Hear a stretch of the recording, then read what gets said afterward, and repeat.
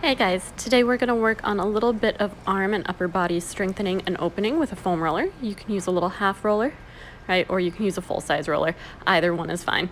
So you're going to start with that foam roller on its side, and then we're going to place the forearms onto that foam roller, thinking about closing the rib cage, lining the knees up underneath the hips. And from there, you're just going to take a nice big inhale. And as you exhale, you're rolling those arms forward, relaxing your chest towards the floor, still keeping the belly button toward the spine, but getting a nice big opening through the front of the body. Take another big inhale in. As you exhale, you're going to slide the shoulders down and bring those arms back. So you'll notice that foam roller ends up about the wrists. Elbows are underneath those shoulders. Inhale, exhale, roll that forward. Open up through the front of the chest. Those shoulder blades are going to slide down the back. Ribs are still trying to stay closed. Nice big inhale. Exhale, slide that back. So if you're really tight through the front of the chest, it may take a few rounds of this for you to really feel like that's opening up, right? So know that if you don't get super far the first time, it's gonna keep relaxing, right? So go to where feels comfortable for you. Don't feel like you have to hit a certain point where that stretch will be most effective, right? You wanna hold it where you feel the most benefit. From there, we're going to get into a plank, so now strengthening through the upper body a little bit. You'll notice that I shifted my shoulders over my elbows. I've tucked one toe and the other toe, belly button still toward the spine. I'm pressing down into those arms to keep my shoulder blades on the back of the rib cage.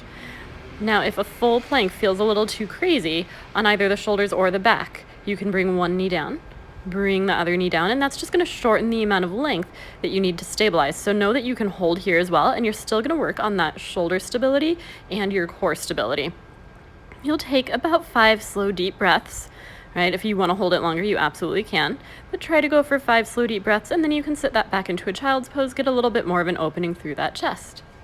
From there, we're going to come forward. We're going to hold the plank up on the hands. It's just going to change a little bit of the balance. So option 1, knees down. Option 2, up on those feet. You'll notice I'm still actively pressing down into my hands so that the shoulders can stay wide on the back. Back of the neck is long. The pelvic floor is lifting. And you're going to make sure that your breath is flowing. Energy from the crown of the head down through the heels. Again, about 5 slow, deep breaths. You can always hold it a little bit longer. And then you'll bring one knee down, other knee down, sit back for a short rest. For the next one, we're going to be coming back to the forearms. And you have the option to hold if the hold felt like it was enough intensity, or you can take a little saw with that foam roller, sending the arms 1 inch forward, 1 inch back, getting a little extra work for that stability. You're going to feel the muscles kind of underneath the shoulder blade and like the back armpit area, right? And you'll feel your triceps as well. Core is working really hard here. Normal to get a little bit shaky. So if you're feeling a little shake through those muscles, totally normal here.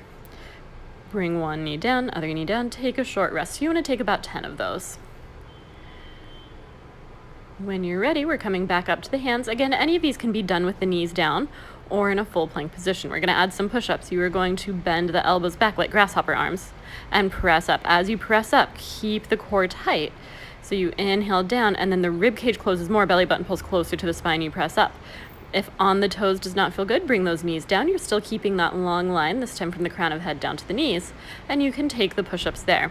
Arms are still working, core is still working. You've just shortened the amount of length that you're stabilizing. So if this feels more attainable or more effective as far as which muscles you're getting into, and that way you're not gripping into anything, know that you can bring those knees down.